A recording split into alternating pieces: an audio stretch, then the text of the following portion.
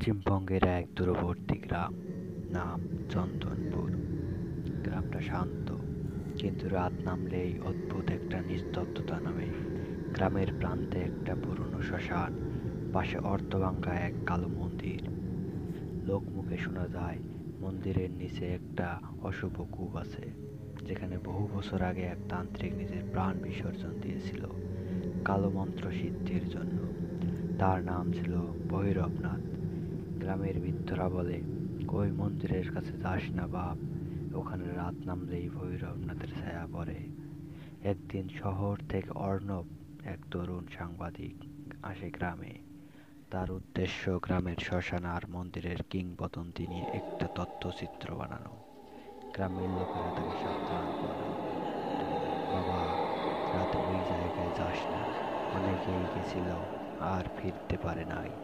অর্ণব হাসল, আমি ভয় পাই না, ভূত বলে কিছু নেই। সে নিজের ক্যামেরা আর ড্রোন নিয়ে রাতে শ্মশানে গেল। চাঁদের আলো ফ্যাকাশে, বাতাস একদম থেমে গেছে, চারদিকে শুধু কুকুরের ডাকে প্রতিধ্বনি। মন্দিরের ভেতর থেকে হঠাৎ একটা শব্দ এলো, জন জন জন জন, যেন কারো পায়ের নুপুর। অর্ণব ভেতরে ঢুকে দেখল একটা বড় পাথরের শিবলিঙ্গ, চারপাশে পুড়ে যাওয়া ধূপের কাঠি, আর দেয়ালে শুকনো লাল রঙের হাতের ছাপ। কিন্তু সবচেয়ে অদ্ভুত ব্যাপার, একটা মূর্তি। হঠাৎ ক্যামেরার ফ্ল্যাশ জ্বালাতেই মূর্তিটার চোখ যেন নড়ল। সে চমকে পিছনে গেল, কিন্তু দরজাটা তখন বন্ধ। বাতাস জমে গেল, আর দেয়ালের দিকে থেকে ভেসে এলো এক ফিসফিস শব্দ, আমি এখনো শেষ করিনি আমার সাধনা। অর্ণব কাপা হাতে টর্চ জ্বালালো। সামনে দাঁড়িয়ে এক ছেঁড়া গেরুয়া কাপড় পরা বৃদ্ধ, চুল এলোমেলো, চোখ লাল। আমি ভৈরব না,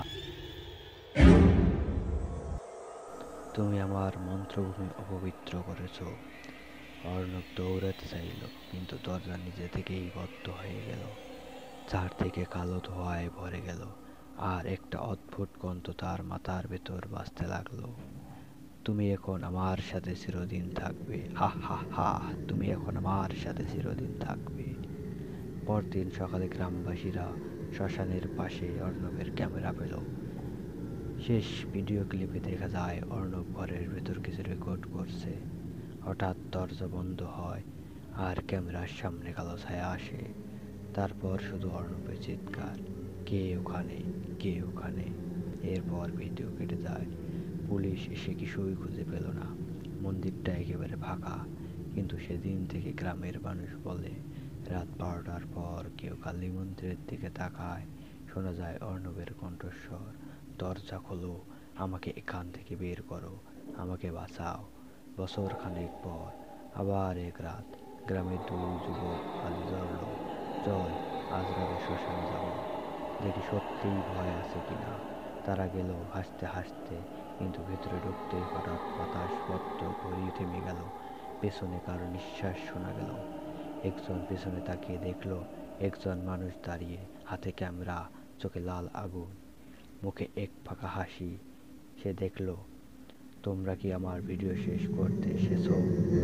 এরপর সকালে গ্রামের লোকেরা শ্মশানের পাশে জুতো দিল, আর একটা পুরো ক্যামেরা তার ভেতর ধূপে চুরি করতেছিল।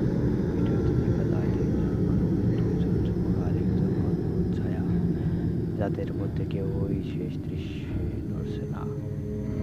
লোকেরা আজও বলে, চাঁদ উঠলে শ্মশান